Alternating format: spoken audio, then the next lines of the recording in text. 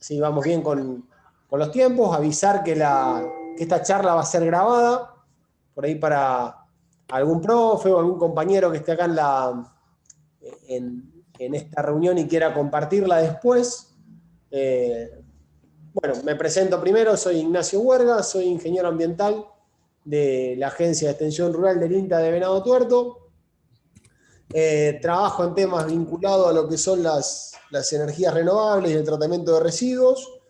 Actualmente estoy coordinando un proyecto vinculado justamente a esta temática, al manejo de residuos y efluentes de la producción pecuaria, que se enmarca dentro de la plataforma de innovación territorial, de lo que nosotros llamamos dentro del INTA una PIT, de agroindustria, que coordina el ingeniero Ricardo Pagani, que está en esta reunión y es del INTA de Las Rosas. También, digamos, enmarcamos nuestras actividades dentro de un proyecto, un programa nacional de bioenergía, en la cual, bueno, justamente, digamos, participo y comparto actividades con quien es nuestro disertante de hoy, el ingeniero Mariano Guti. A Mariano lo presento. Mariano, bueno, es ingeniero ambiental como yo. Hemos estudiado juntos en la facultad, en la cual bueno, nos hemos hecho amigos, por decirlo de alguna forma. Él entró como becario en el INTA, en Castelar. Actualmente está en el INTA de Pergamino. Ha hecho un posgrado en energías renovables en la Universidad de Salta. Y bueno, trabaja en temáticas vinculadas justamente a la digestión anaeróbica y manejo de residuos. No solamente ha conocido experiencias a nivel local, sino, bueno, tuvo la dicha de recorrer distintos lugares del mundo, entre ellos China, Cuba, si no me equivoco, Marianito, Perú, bueno, ha estado en Brasil también, ahí hemos compartido también una experiencia ahí. Y bueno, lo quería invitar un poco para que nos comparta un poco lo que son conceptos y experiencias de lo que es la digestión anaeróbica. Así que bueno, Mariano, te doy pie. Decir que si alguno tiene alguna pregunta por ahí que la vaya haciendo en el chat, las personas que están acá, si tienen ganas de preguntar, lo hacen. Yo por ahí también lo voy a ir cortando a Mariano en algunas cosas.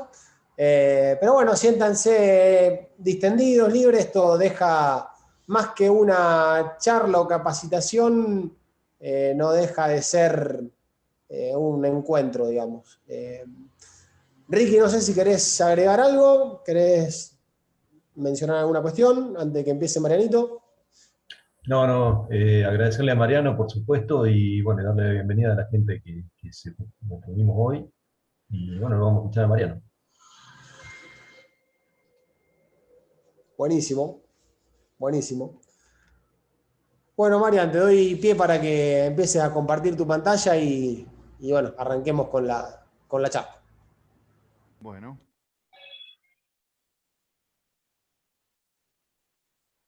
¿Se ve? ¿Me escuchan? ¿Se ve? ¿Bien? Sí, perfecto, perfecto, Mariano. Sí. Acá también, lo vemos bien y te escuchamos bien.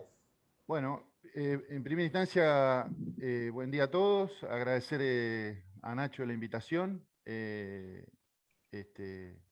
a esta charla, en esta nueva modalidad virtual presencial. Esperemos que pronto haya algo más presencial.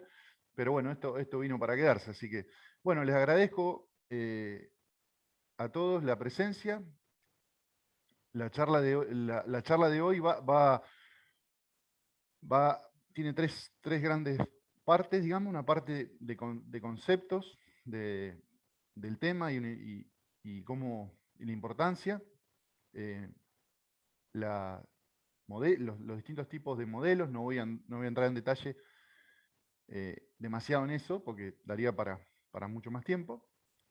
Y las experiencias que hay en el mundo acerca de esta tecnología.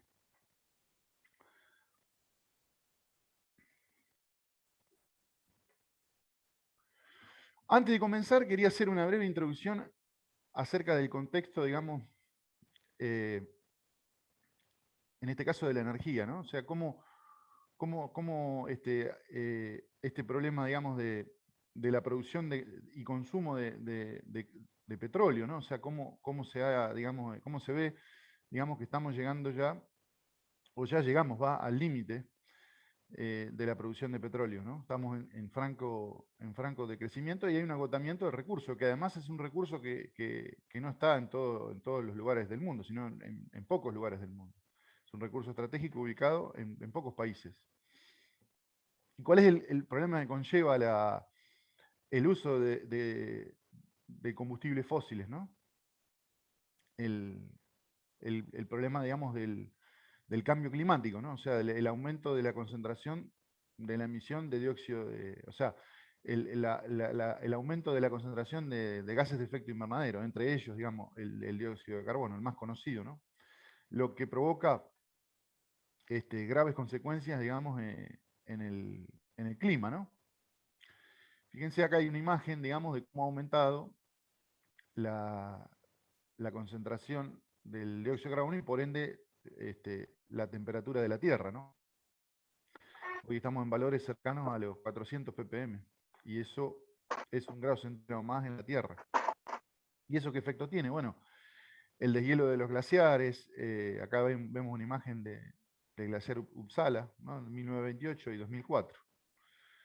El derretimiento de los polos, ahí se ve cómo cada vez más se evidencia el efecto del derretimiento de los polos. Bueno, las consecuencias que tiene sobre la flora y la fauna, ¿no?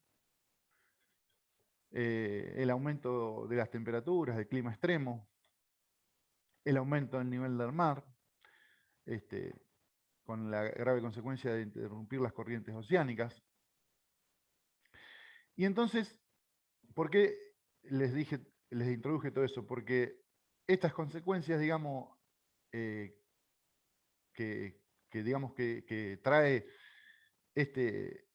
el sistema actual, digamos, sobre el cual estamos basados, digamos, a raíz de, digamos, que todavía en la mayoría de los países del mundo sigue habiendo una gran dependencia de los combustibles fósiles, y lo que sería la biomasa, que es lo que vamos a introducir ahora, por eso llegué hasta acá, es una de las posibilidades para de las denominadas energías renovables. Particularmente la biomasa es una de las pocas fuentes, digamos, de energía alternativa, que es de generación continua, y que es la energía de base. Es decir, ni la eólica ni la solar son capaces de poder generarse en forma continua, dependen del sol o del viento. En cambio, la biomasa, junto con algunas pocas, puede ser la geotermia, la energía, digamos, del calor de la tierra, la mareomotriz, quizás, y la hidráulica, pero vemos que ahora el Paraná está, por ejemplo, digamos, sufriendo también las consecuencias del cambio climático, ¿no? Entonces, la biomasa es un recurso de los más abundantes en la provincia, digamos, en lo que es la región pampeana, y es un recurso, generalmente, hablando de lo que es residuos pecuarios, que actualmente no se trata adecuadamente. Pero hay muchas alternativas de conversión, como ustedes podrán ver. Nosotros en esta charla vamos a ver la conversión biológica a través de la digestión anaeróbica para producir biogás, que es una de las rutas de transformación. Hay distintas rutas alternativas, no voy a entrar en detalle, de cada una de ellas. Entonces, ¿cuál es la alternativa, digamos, de transformación que vamos a tratar hoy? Es la digestión anaeróbica. Entonces, ¿qué es la digestión anaeróbica, no? ¿Es un proceso natural o artificial? Bueno, ahí vemos cuando se estaba investigando, ahí están Dalton colectando, digamos, el gas de los pantanos, ¿no?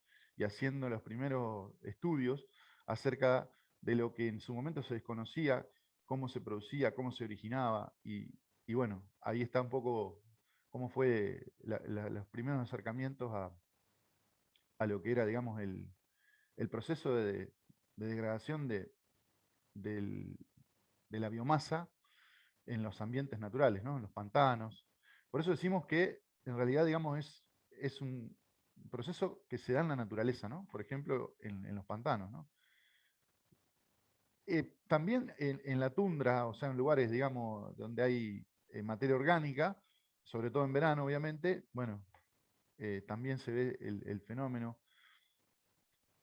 En los rumiantes también, en el rumen, digamos, y en el estómago, digamos, y en cualquier tipo de sistema digestivo de los rumiantes, se da, digamos, este proceso.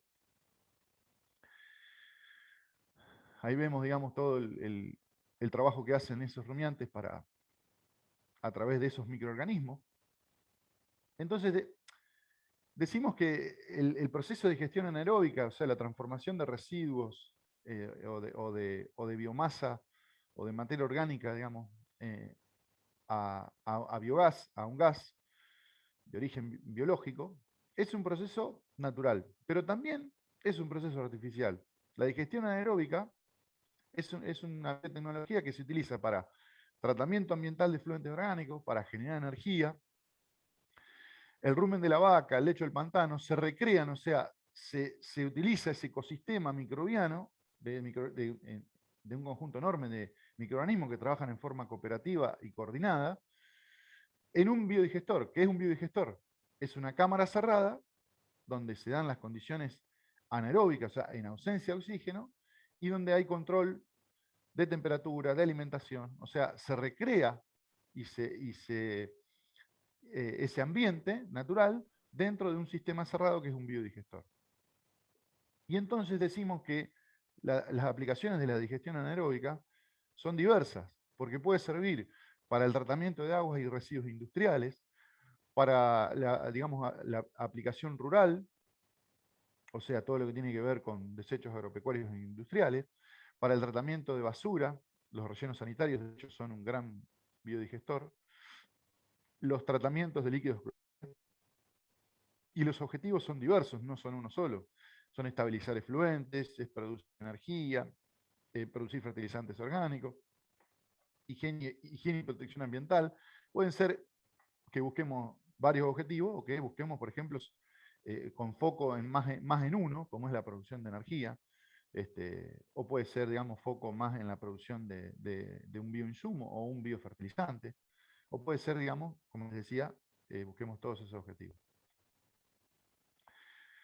Pero ¿de qué hablamos cuando hablamos de la materia orgánica? Bueno, hay la fuente primaria, digamos, ¿no? Los residuos agrícolas, cultivos, energéticos dedicados también digamos, para estos fines, los residuos animales, los residuos de industrias agrícolas y forestales, los residuos urbanos, aguas residuales, o sea, es muy diversa y amplia la cantidad de biomasa que puede ser utilizada con estos fines, ¿no? Y específicamente cuando hablamos de la materia orgánica, ¿a qué nos estamos refiriendo? Bueno, nos referimos principalmente a tres componentes de la materia orgánica, que la componen: carbohidratos, lípidos y proteínas, ¿no? Que son los tres componentes constituyentes básicos de la materia orgánica. Acá tenemos un ejemplo de un carbohidrato complejo que es la celulosa, ¿no? Vemos que es una cadena enorme, unida, de carbonos. Volviendo entonces de la digestión anaeróbica, la digestión anaeróbica en realidad es como una cadena trófica, ¿no? O sea,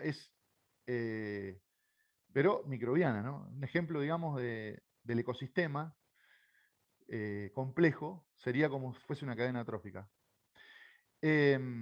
Donde el lobo, que es el último, son los últimos microorganismos, los que encargados, digamos, de producir el biogás. Pero hay una serie de microorganismos que están en la base, que son fundamentales, que son los que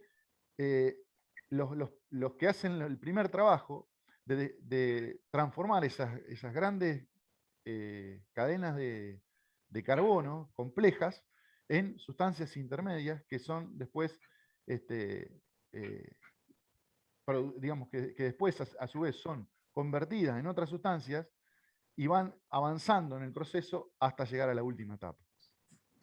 Básicamente, esa materia orgánica compleja de proteínas, carbohidratos y lípidos pasa por un proceso de hidrólisis, que son las primeras, la bacteria hidrolítica, que son las encargadas de liberar enzimas para cortar esas grandes cadenas moleculares, como si fuese como con tijeras, van haciendo sustancias intermedias de las proteínas, carbohidratos y lípidos, pasamos a aminoácidos, azúcares, ácidos grasos, alcoholes, Después vienen las bacterias acidogénicas y acetogénicas, que producen los ácidos orgánicos.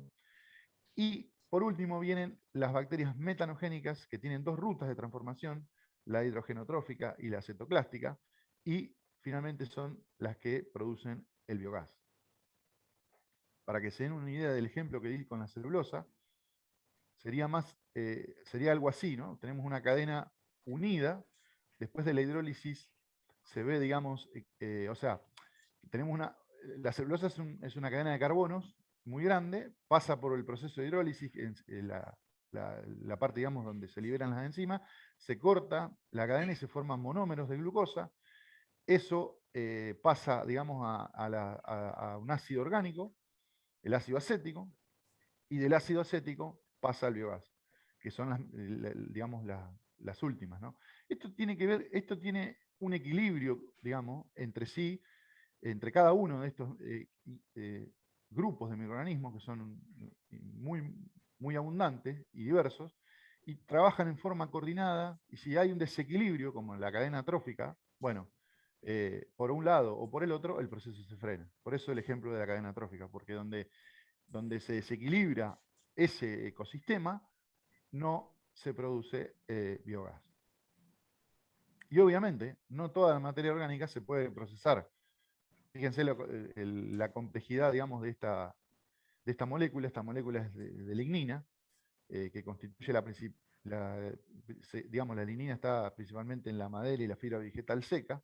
Eso no lo pueden convertir prácticamente, digamos, es muy, muy, muy complejo, y esto no se degrada mediante procesos biológicos de digestión anaeróbica. Bien, María, te hago un paréntesis ahí, digamos, y te pregunto, es como decir cada cosa en su lugar, ¿no? Porque si por ahí viene alguien y me dice, che, yo quiero picar madera para digerirla anaeróbicamente, pero si tenés No, madera, genera energía de otra forma, ¿no? claro, Como si que, tenés madera, voy a bueno, volver acá. Voy a volver un poquito más atrás, perdón que haga. Si yo tengo ahí está. madera, voy a ir por alguno de estos tres procesos: la combustión directa, la gasificación o la pirólisis. Porque eso es la biomasa seca, que vendría a ser todos restos de material biomásico seco. Por ejemplo, cáscaras de maní, cáscara de girasol, cáscara de nueces, cáscara, el carozo de los duraznos, los restos de poda. ¿Por qué? Porque en un proceso biológico es muy complicado, principalmente por los componentes como la lignina, o el tiempo, además, más allá de la lignina, el tiempo porque es muy lento, porque hacer cadenas de moléculas muy, muy difíciles de transformar biológicamente, tendría que hacer un pretratamiento, tendría que hacer habría posibilidades, pero tendría que hacer todo un tratamiento que haría muy, muy costoso tratarlo mediante biodigestores. Cuando tenemos Claro, una ruta de transformación termoquímica muy conocida, ampliamente difundida y de tecnología accesible. Y sin claro. lugar a duda con mucha eficiencia. O sea que no haría la distinción entre los diferentes tipos de biomasa, y diría que la biomasa del tipo húmeda sería la que iría a la conversión biológica, y la biomasa del tipo seca iría a los procesos de conversión termoquímica. Excelente. Es decir, obviamente que nadie va a pensar en armar un digestor para tratar chip de madera, pero por ahí nos pasa, y te ha pasado a vos y me ha pasado a mí, de decir, bueno, ya que tengo el digestor, ¿por qué no le agrego los restos de poda o las hojas? Sí, la Y cama bueno, de pollo, que esas la cama de cosas por ahí pollo, quizás tienen la otra cama, salida, como lo que vas a mencionar ahora también vos. claro, y por ejemplo, la cama de pollo es una pregunta muy, muy, muy abundante, que hemos seguramente Nacho también, y uno es reticente, ¿no? Porque la cama de pollo tiene sílice, que es una cobertura de sílice, que hace que sea muy difícil de degradar, además de que flota y genera una costra, además de que es un material, digamos, que tiene lignocelulosa y todos los problemas habidos y por haber.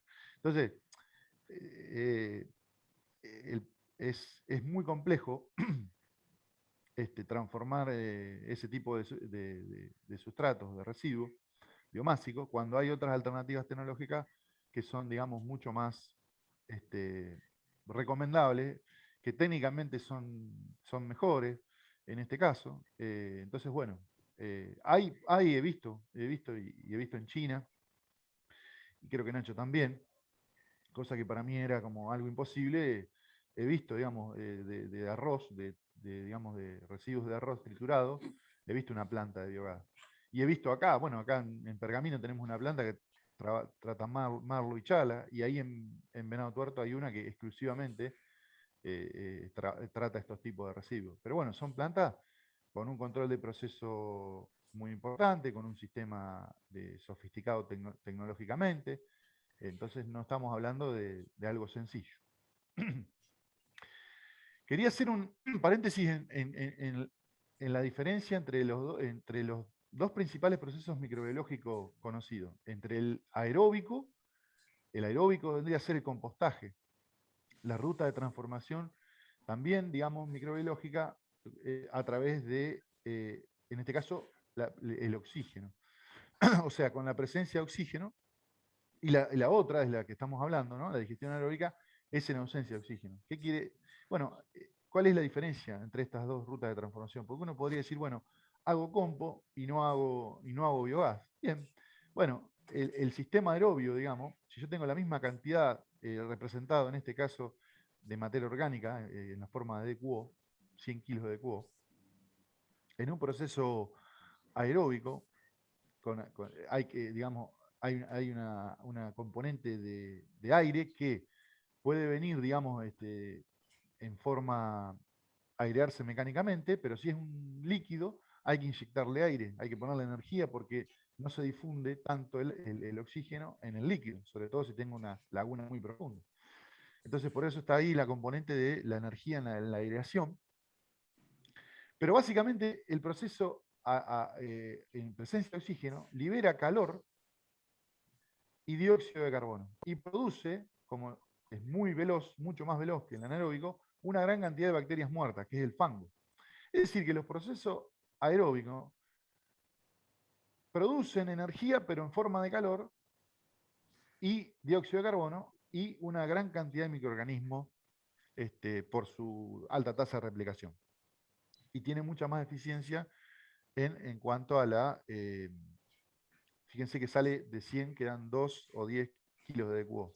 Quiere decir que si tengo, esto está más para el sistema líquido, ¿no? Para lagunas. Pero ¿qué pasa? ¿Por qué uno no pongo en una laguna, no pongo primero oxígeno? Porque genera una gran cantidad de barro. De ahí que vaya a un sistema primero en las lagunas del tipo facultativo anaerobio. Es decir, porque fíjense que a diferencia del aeróbico, el anaeróbico convierte la energía, convierte la energía de la materia orgánica en energía química, en biogás. Es decir, no lo pierde como calor. Y fíjense que la gran mayoría de la energía en un proceso anaeróbico, de esos 100 kilos de cubo, pasan a biogás. Esa es la gran diferencia. Y son muy poco, muy lentas la tasa de replicación, por lo tanto generan muy poco bacterias muertas o barro, pero tienen menor eficiencia de eliminación de materia orgánica. Queda todavía un remanente importante. Por eso, siempre en los sistemas líquidos, va primero un sistema anaeróbico, de digestión anaeróbica, porque genera pocos barros, porque convierte la materia orgánica en energía química, y de ahí a un proceso aeróbico que lo que hace es estabilizar el resto de material que no fue, que queda, digamos, y que hay que cumplir con parámetros, digamos, de vertido. Pero bueno, la diferencia fundamental, que quiero que quede bien clara, es que uno produzco energía y el otro produzco energía, pero no la puedo, digamos, produce calor, pero es difícil, digamos, de utilizar, y genera mucho más barros o mucho más lodos anaerobios que en este caso. Quiere decir que esas son las principales diferencias de los sistemas. Ahora, yendo a lo que es el campo, ¿no?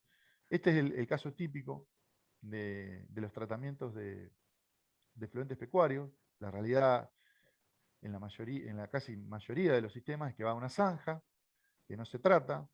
¿Y esto qué produce? Bueno, obviamente, contamina primero las aguas superficiales y napas porque todos esos nutrientes se pierden y se infiltran, generando graves problemas de contaminación a nivel de aguas superficiales y de INAPA. También porque escurre hacia arroyos y hacia sistemas que no son capaces de absorberlo, generando eutrofización, problemas de falta de oxígeno, muerte de peces.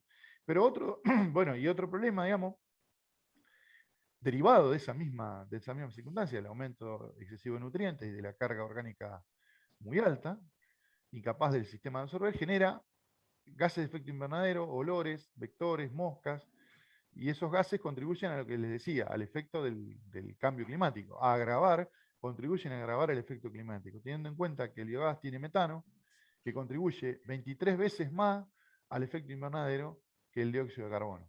Quiere decir que yo estoy contaminando con nutrientes y con energía, porque en definitiva el proceso biológico se da igual, es natural. Lo que no estoy haciendo acá es capturar ni recuperar esa energía y esos nutrientes. Y ahí viene,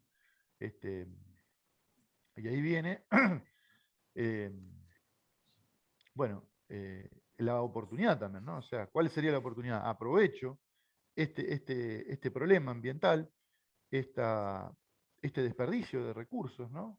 Tendríamos que cambiar la forma en la cual se ve esto, que en realidad no es un desperdicio, sino que son recursos tanto en captura de energía como en devolución de nutrientes, lo que vendría a ser el sistema más sustentable y a lo que hoy está muy en boga, una economía circular. O sea, entonces yo a esos efluentes que hoy en día se tiran de cualquier producción pecuaria, acá está el ejemplo de un tambo, de una vaca, pero pasa en cerdos, pasa en fildos y pasa en todos los sistemas, digamos, tanto humanos como de producción animal.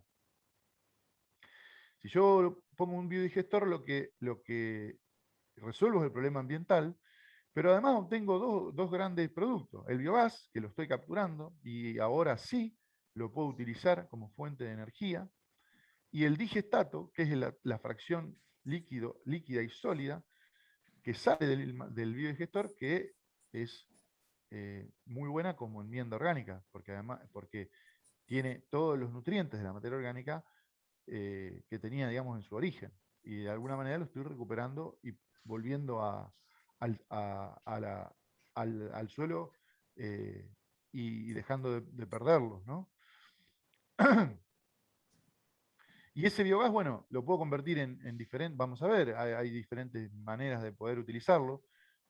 Puede ser, digamos, la conversión de energía eléctrica, si es suficiente y abundante, más el calor del motor residual, usarlo como energía térmica. Entonces estamos hablando de un proceso de cogeneración de los más eficientes que hay. Hablamos en combinación, utilizando la energía eléctrica y térmica, que puede rondar entre el 70-80% de eficiencia, ¿no?, de la energía de origen. Es uno de los procesos más eficientes de conversión de energía. Y obtener un material que, como les digo, es una enmienda orgánica, que tiene no solo nitrógeno, fósforo y potasio en la forma mineralizada, sino que también tiene los otros micronutrientes presentes en la materia orgánica. Además de resolver el problema ambiental, ¿no? Claro está. Si yo quisiese, digamos, mejorar o tengo, digamos, una diversidad de sustratos, que puede ser el caso, ¿no? O sea, puede ser, por ejemplo, un tambo fábrica, tiene el suero también.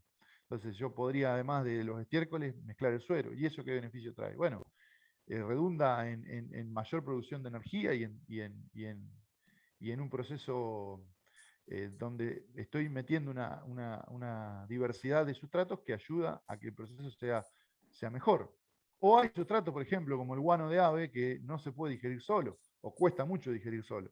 Entonces, en esos casos donde yo tenga oportunidad, o donde haya un residuo de difícil tratamiento por sí solo, en el caso del guano les mencionaba, es porque tiene mucho nitrógeno y poco carbono.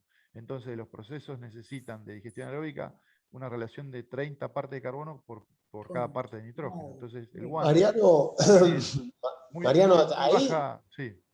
me das pie para hacerte una pregunta que hizo Melina ahí en el chat, y que es interesante, digamos, para entender un poco más esto, ¿no? Que vos estás hablando de la codigestión, de cuando mezclamos residuos, y ella preguntaba que por ahí, cuando vos tenés mezcla de residuos y demás, ¿qué tipo de biomasa se degrada más rápidamente? Es decir, ¿Qué tendría que tener esa materia orgánica para que su proceso de degradación anaeróbica sea más rápido? Meli, cualquier cosita, amplía la pregunta, pero entiendo que va por ese lado. ¿Puede ser? Sí, sí, va por ese lado y por ahí, bueno, tengo algunas limitantes por mi formación en explicar, en consultar específicamente. Pero bueno, una de las diapositivas que aprovecho, Mariano, para felicitarte porque son cada una más didáctica que la otra. No, vos hablabas en un momento, bueno, de esta construcción de la biomasa con carbohidratos o hidratos de carbono, no sé si hay alguna diferencia, los lípidos y las proteínas. ¿Qué es lo que degrada más rápido el biodigestor, digamos? ¿Los carbohidratos, las proteínas? En esa relación, digamos, qué es lo más conveniente en el porcentaje o en la construcción de esa biomasa? ¿Es lo más deseable que tenga un biodigestor, mayor proporción de carbohidratos, de proteína, de lípidos? ¿Cómo funcionaría en realidad? Cuanto más abundancia tengas de grupos de microorganismos, más robusto va a ser el proceso. Es decir, si vos alimentás con una sola fuente de biomasa, vos nombraste carbohidratos, lípidos, proteínas, seguramente van a existir algún tipo de problema o déficit, ya sea de los micronutrientes o de los nutrientes, porque también importa eso, y como así también la diversidad de microorganismos. Entonces, para propender a una diversidad de microorganismos y hacer que el proceso sea robusto, siempre es conveniente que tenga una mezcla de distintos materiales. Sucede muchas veces que eso no es posible, entonces, bueno, ahí hay que estar más atentos. Por ejemplo, yo decía el guano de ave, o sustratos por ahí que son complejos como el suero solo. Por ejemplo, el suero solo también es un carbohidrato simple, no un carbohidrato complejo, que también tiene alguna diversidad, pero es complejo el suero solo, por ejemplo. Entonces, hay sustratos que no hay problema, como por lo general los estiércoles de vaca, de cerdo, por lo general, digamos, fildo, vaca, cerdo, no hay problema, pero siempre está digamos, rondando la posibilidad, o existe la posibilidad, de poder mejorar ese proceso, de hacerlo, de tener una diversidad microbiana más amplia, de evitar, digamos, efectos de exceso de nutrientes o de falta digamos, de carbono, de nitrógeno. Entonces siempre está bueno, por ejemplo, propender a una diversidad de sustrato, siempre y cuando se haga digamos, una mezcla, digamos, como les decía, que tenga 30 partes de carbono por una de nitrógeno, y que tenga el resto digamos, de nutrientes, ¿no? Porque hay sustratos, por ejemplo, que no tienen todos los nutrientes. Son sustratos por ahí agroindustriales o industriales. Entonces, los estiércoles lo que tienen es que tienen todos los nutrientes, pero tienen un material orgánico ya procesado. Entonces, producen poco gas. Entonces, pero tienen los nutrientes. Entonces, si yo tengo un sustrato del tipo, digamos, que no tiene todos esos nutrientes y demás, yo le puedo aportar los nutrientes de un estiércol. Como les decía, el suero-estiércol es una muy buena combinación. Por ejemplo, la glicerina, que es un sustrato que solo no se puede digerir, porque es carbono puro, le falta nitrógeno y nutrientes. Si yo mezclo un poquito de glicerina en los procesos, digamos, la glicerina se produce, digamos, como subproducto del proceso de biodiesel, que es otra transformación de los aceites vegetales a biocombustible. Esa glicerina, usada en muy poquitas partes en un digestor, del 1 al 4% en volumen digamos, del volumen, digamos, de fluentes diarios, o sea, yo le pongo 1 a 4% del volumen diario que le estoy poniendo a un digestor y puede producir hasta 400% más de volumen de gas, porque es energía pura, pero que sola no se puede, digamos, lo mismo los aceites usados en combinación. Bueno, esta cuestión ya sería como hilar más fino, pero es es optimizar el sistema, no solo desde el punto de vista de la microbiología o de la ecología microbiana, sino para hacer, digamos, más efectivo mi digestor. Es decir, producir más gas por la misma unidad de volumen de sistema, o con casi la misma unidad de volumen de sistema. Entonces, acá tenemos, digamos, la biomasa vegetal que se origina a través de la fotosíntesis. Eso va, digamos, como como alimento para los animales también, otro ejemplo, no solo tienen los estiércoles de los animales, están los residuos de las plantas de faena. Entonces, si yo integro todos esos residuos, ese es un ejemplo, ¿no? de los frigoríficos, más los estiércoles de animales, más los residuos vegetales que pueda llegar a haber, o los cultivos energéticos, estoy haciendo algo, digamos, ya optimizando, digamos, en cuanto a la producción de energía. Y acá hay una distinción que siempre solemos hacer. Hay una cuestión donde está el foco en el resolver el problema ambiental, y entonces la cuestión es que ande bien con lo que tengo y que solucione. Por ejemplo, un tambo quiere solucionar el problema ambiental y entonces hace un tratamiento mediante un biodigestor y obtiene el biogás y los biofertilizantes. Y eso cumple. Ahora, si yo quiero producir energía o mejorar o optimizar, bueno, hay que ir o recurrir más, no solo para un tratamiento, sino para lograr obtener mayores rendimientos por el mismo sistema. Pero bueno, hay una cuestión básica que por ahí es la de tratar y resolver el problema, y otra cuestión donde hilo un poco más fino, donde quiero ser un poco más exigente en cuanto a la unidad que tengo, y ahí tengo que hacer un trabajo un poco más, digamos, más intenso en cuanto a hacer un esquema de codigestión, digamos. O puede ser que también, digamos, tenga ese residuo y lo use y mejore el proceso. Pero bueno, todo depende, digamos, del objetivo. También eso define mucho, digamos.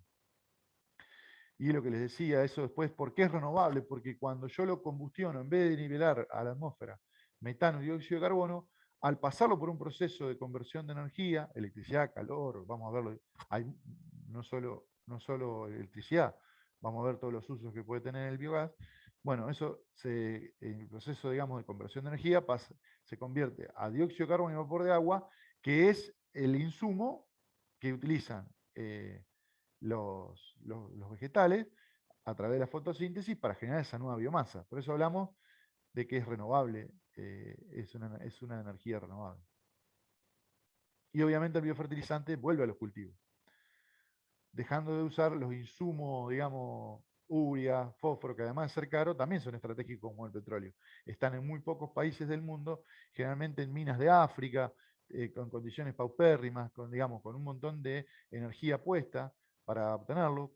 La urea, por ejemplo, viene del ciclo de Haber-Bosch, o sea que consume muchísimo gas natural, se saca el nitrógeno y se sintetiza del aire. Y ese proceso energético es altamente intensivo en energía y el fósforo, digamos, en recursos muy limitados. Quiere decir que yo esto debería también entender todo lo que estoy evitando a raíz de hacer esto, a raíz de recuperar los nutrientes. Y bueno, finalmente llegamos a qué es el biogás, ¿ya? Porque estuvimos hablando del biogás. ¿Qué es el biogás? El biogás es bio por dos, porque es un proceso biológico, dijimos, de digestión anaeróbica, que es un conjunto de microorganismos que forman una cadena trófica, que viven en ausencia de oxígeno, y comen o transforman la materia orgánica. Por eso hablamos de... y es bio por dos, porque es a partir de la materia orgánica, o sea, o de residuos de otras actividades, ¿no? Purines, bueno, vimos, ¿no? Todas las posibilidades que hay, ¿no?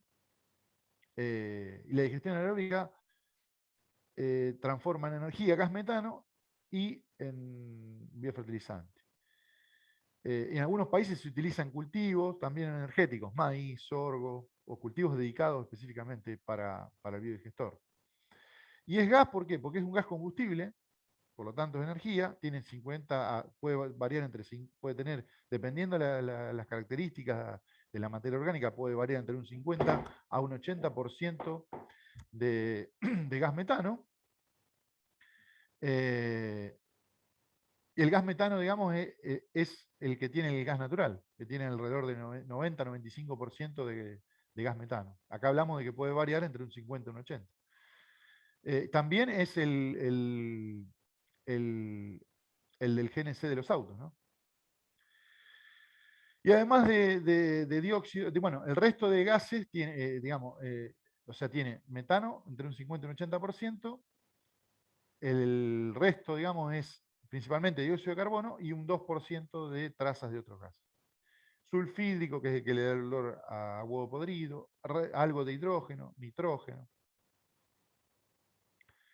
Esa es la composición, digamos, del biogás, ¿no? Alrededor de 55-70% de metano, 27-44% de dióxido, y las trazas. Ah, y además es un gas húmedo, por lo tanto también tiene vapor de agua.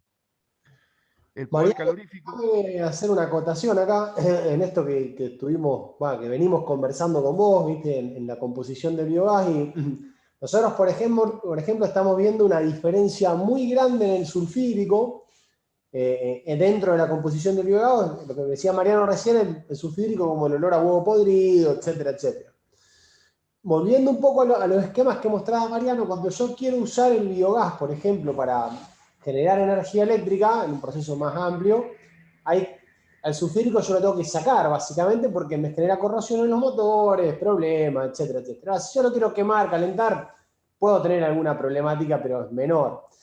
Es impresionante cómo cambia la diferencia en la composición de sulfídrico cuando yo tengo un biogás, por ejemplo, de un efluente de tambo, donde puedo llegar a tener hasta 200 partes por millón de sulfídrico, a un efluente de la producción de cerdo, donde hemos llegado a medir hasta 400 partes por millón, 4000 partes por millón de sulfídrico.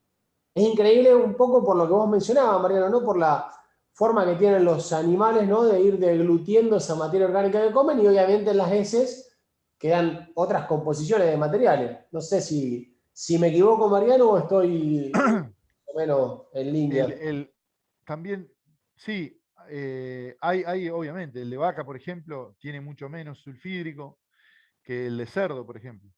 Sí, tiene mucho que ver también el tipo de alimentación, el tipo de alimento, que obviamente también el famoso núcleo vitamínico, que también aporta metales pesados, muchas veces, digamos, que no es absorbido.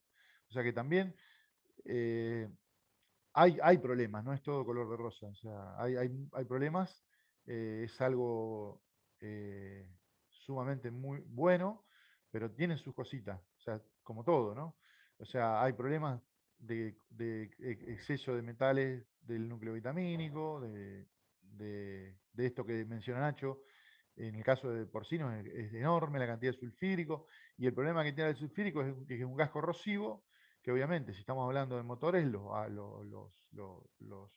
corroe, y los artefactos también. Entonces es una cosa que hoy tiene, todo esto tiene digamos, su solución, ¿no? Hay muchos métodos de filtración, y, y la cuestión, digamos, más pero también crítica es el tema de los metales pesados, porque en el núcleo vitamínico muchas veces vienen metales que no se absorben y pueden salir en el digerido, y limita la aplicación. Entonces, todo eso son materia de estudio, hay trabajos que se están haciendo para poder, encontrarle la vuelta. Pero bueno, tiene que ver, sí, con el tipo de sustrato, con el tipo digamos, en el caso, digamos, de cerdo varía mucho, porque en un caso es fibra, la fibra no hay tanta, o sea, lo que es, digamos, bovino, de leche, que es fibra, no pasa nada, pero cuando ya estamos hablando de un porcino, donde hay más maíz u otro tipo de sustrato con más proteína, bueno, ahí se ve un poco más el problema. ¿Cuál es más o menos la referencia de las equivalencias de lo que es el biogás con otros combustibles? Bueno, un metro cúbico de biogás, que son 1000 litros de biogás, que tiene que puede llegar a tener una concentración de 70% de metano y 30% de dióxido de carbono, alrededor de unas 6000 kilocalorías, equivaldría a 1.2 litros de alcohol combustible, a 0.8 litros de gasolina, a 0,6 metros cúbicos de gas natural, a 6.8 kilowatt-hora de electricidad, a 1,5 kilos de madera, a 0,71 litros de fuel oil, a 0,3 kilos de carbono. Pero ¿cuánto es 1000 litros de gas? ¿Con cuánto produzco esos 1000 litros? Entonces, para eso tenemos que ver cuál es la generación, ¿no? Por kilo de residuo. Acá tenemos que el estiércol bovino produce entre 15 y 40 litros de biogás por kilo de residuo fresco, El estiércol de cerdo produce más, de 50 a 80 litros por kilo de residuo fresco. El guano de gallina produce entre 35 y 55, los desechos de huerta entre 39 y 63, y los residuos de cocina entre 75 y 120. Esto es a modo de ejemplo. La pregunta que ustedes pueden hacerse es ¿por qué varía la producción entre el mismo kilo de residuos? Bueno, por las características de la composición de la materia orgánica. Los lípidos por proteína y carbohidratos no producen idénticamente. Lo que más produce son los lípidos. Pero los lípidos producen muchos ácidos orgánicos que son difíciles de transformar. Entonces, solos no se pueden degradar. Y también por las características de la humedad, porque es un residuo, en este caso la comparación es con un residuo húmedo. Entonces, el que tenga más agua va a producir menos gas. Entonces, hablamos que la producción de biogás depende entonces del tipo de materia orgánica y de las características de los residuos también. Pero básicamente, digamos, ¿cuánto es un metro cúbico de gas? Que es lo que la equivalencia. Para el caso del estiércol vacuno son de 25 a 66 kilos. Para el caso del porcino, menos, obviamente, porque produce más. O sea que con 14 a 20 kilos podría producir 1000 litros de gas.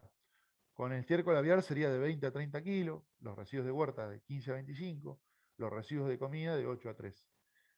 Y eso es muy poquito, ¿no? Con muy poquito puedo producir un metro cúbico de biogás. 1000 litros de biogás por día. Bien. Eso sí, solo sí, tengo el residuo, el tamaño del residuo, porque el tamaño de partícula dentro del sistema influye, si tengo el tamaño de partícula adecuado, si está bien mezclado o agitado, o sea, si la mezcla es una mezcla homogénea y no se asienta, ni sedimenta, ni flota, si la temperatura es la adecuada, es decir, si está aislado, o en el caso de lugares de climas muy fríos, si necesita, digamos, aporte de calor, además de aislación. Y por otro lado, si no le ingresan antibióticos que maten las bacterias, si la relación de carbono-nitrógeno, es decir, si el balance de nutrientes es el adecuado, si el pH, digamos, es neutro o un poquito alcalino, no ácido, porque si no, no produce los 1000 litros de gas, no produce nada, baja a nada. Entonces, ese metro cúbico, digamos, en conversión de energía, significaría, vimos la equivalencia, ¿no? Pero en conversión de energía, podría servir para una heladera con ciclo de absorción, o sea, 10 horas de una heladera con ciclo de absorción, o sea, podría ser utilizado para una heladera, para refrigerar los alimentos, podría servir para 1 a 3 horas de un termotanque de 110 litros, o podría ser usado para 3 o 4 horas de cocción con un quemador mediano, o podría ser utilizado para generar energía eléctrica, para hacer funcionar un motor de un HP de ciclo Otto durante 1 hora, o podría ser para iluminación de una lámpara de mantilla de 12 horas. No todo junto, sino las diferentes posibilidades. ¿Sí? Puedo hacer, con ese metro cúbico puedo hacer refrigeración, calefacción, cocción, o puedo, digamos, generar energía eléctrica o iluminación. Todo eso muestra y habla de la diversidad de usos y de las ventajas que tiene el biogás respecto de la gran aplicación como fuente de energía. Sin mencionar que también puede ser utilizado como energía mecánica para picadores de forraje, para hidrolavadoras, o sea, es muy amplio y cuando tengo mucha magnitud, como lo que vendría a ser, que ahora está muy en boga, el biometano o el gas tipo, digamos, como el GNC, pero a partir del biogás, o sea, el biogás purificado, sacándole el dióxido de carbono, se denomina biometano, que es, digamos, metano de origen biológico purificado al 98-99%, con lo cual estamos hablando casi como un gas natural, pero de origen, digamos, del proceso, digamos, de digestión aerobia. Bueno, entonces, en resumen, el biogás, digamos, la digestión aeróbica tiene beneficios ambientales porque elimina olores, generación de insectos, previene la contaminación de agua, porque disminuye la carga orgánica y patógenos, disminución doble de la emisión de gases de efecto invernadero porque captura el metano y sustituye los combustibles fósiles, Y los beneficios económicos son la valoración del efluente como fertilizante, sustitución de fertilizantes químicos, mejora respecto de la bosta cruda, porque conserva nutrientes volátiles, nitrógeno más disponible, supresión de patógenos y parásitos, disminución en la pérdida de divisas para la localidad, dejar de importar parte de la energía generando trabajo local. Los usos que les decía ya los vimos, pero bueno, acá están especificados. Puede ser térmico, agua caliente, calefacción, cocción, calderas, iluminación, refrigeración. Los usos mecánicos, motores de combustión interna para picadora de pasto, bombas de ordeñe, bombeo de agua. El eléctrico, bueno, eléctrico pero mecánico, Stirling, microturbina, electromecánico, biometano, que les decía, para transporte, inyección a redes de gas. Estos son los artefactos a biogás. Mariano, déjame hacerte una pregunta antes que decías con el aprovechamiento del biogás. Gustavo Jiménez, compañero ahí de la Agencia de Extensión Rural de Roldán, él hacía esta pregunta en el chat cuando vos mencionaste lo de las lagunas de los tambos, donde hay, dice, uno de los puntos donde hay mayor grado de acumulación de inhibidores. Dice, ¿hay que tener alguna precaución para usar este residuo en un digestor, digamos, en el efluente de tambo? Supongo yo, Gustavo, vos cualquier cosita amplía la pregunta, que vos decís, bueno, tengo un tambo que tira los efluentes en una laguna, si yo a ese efluente lo quiero bombear a un digestor, ¿tengo que tener en cuenta algo, alguna precaución? ¿Tengo que acondicionarlo de alguna forma? No sé, Gustavo, si querés ampliarla. No, básicamente eso. Más que todo, gracias Mariano por la presentación. No, la duda me salía fundamentalmente debido a que en el tambo hay algunos sectores donde generalmente se acumulan productos procedentes de la limpieza y digamos, de las aplicaciones medicamentosas a los animales. El principal punto de acumulación resulta ser la laguna porque ahí se vierte todo lo que procede de la limpieza de la sala de ordeño. Entonces tenés acumulación de detergentes ácidos, alcalinos, lavandina, algún residuo medicamentoso de las vacunaciones o de los tratamientos podales. Entonces, en función de eso, si hay que tener alguna precaución antes de verter, digamos, ese residuo dentro del biodigestor. Sí, sí, indudablemente que sí. Es decir, si es biodegradable, por ejemplo, hay detergentes biodegradables que no pasa nada, pero seguramente la lavandina que mencionaste, seguro va a tener un efecto, o puede llegar a tenerlo. Entonces, hay que tener precaución, sí, respecto a eso, porque puede, digamos, el problema que puede haber es que al ingresar ese tipo de sustancia inhibidora, tóxica, mate los microorganismos, digamos, o la ecología de alguno de ellos, y se corte la cadena esa, digamos, trófica, digamos, que les mencionaba, y deja de producir gas, básicamente, y volver a equilibrar eso, como es lento el proceso, como les había mencionado, respecto de lo que es el aeróbico, que parece más rápido, es mucho más lento el anaeróbico. Eso, el problema es que puede estar mucho tiempo hasta volverse a poner a punto y volver a estar operativo. El riesgo que se corre es ese, es la puesta, la interrupción, digamos, del proceso, y la volver a poner en marcha puede llevar meses. Y inclusive en muchos casos hay que vaciar, porque digamos, no hay otra. Y todo depende de la concentración también, ¿no? O sea, de la dosis respuesta, o sea, de la cantidad de tóxico. Bueno, y yo lo evitaría, trataría de hacer una corriente aparte, trataría de minimizar o evitar esa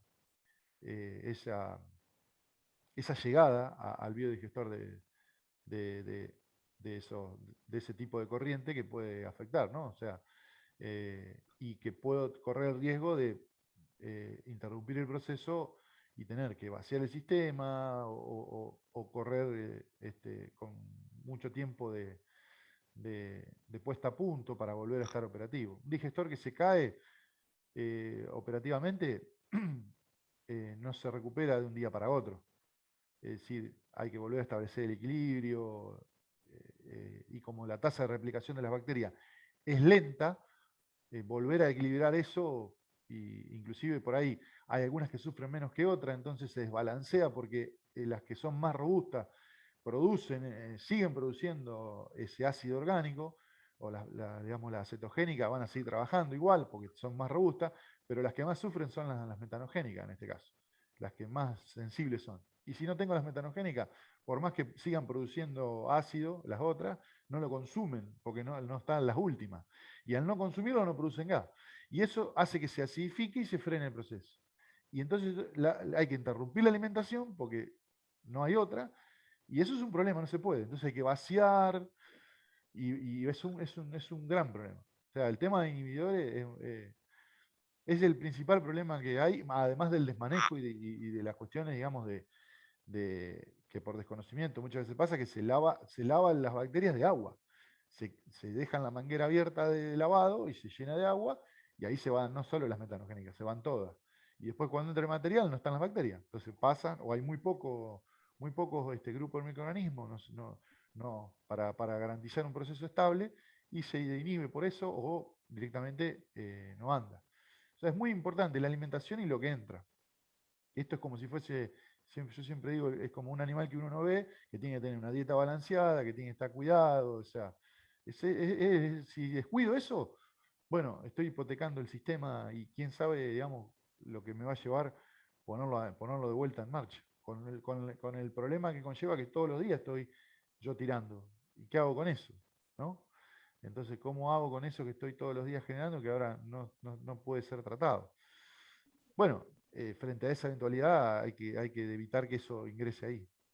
Lo que no sea biodegradable y sea tóxico para el sistema, bueno, habrá que tratarlo independientemente de ese sistema. Merecerá otro tipo de tratamiento aparte.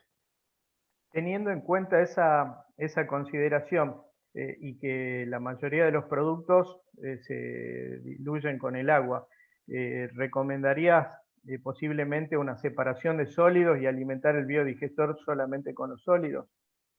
Que tendrías menos, digamos, carga de inhibidores.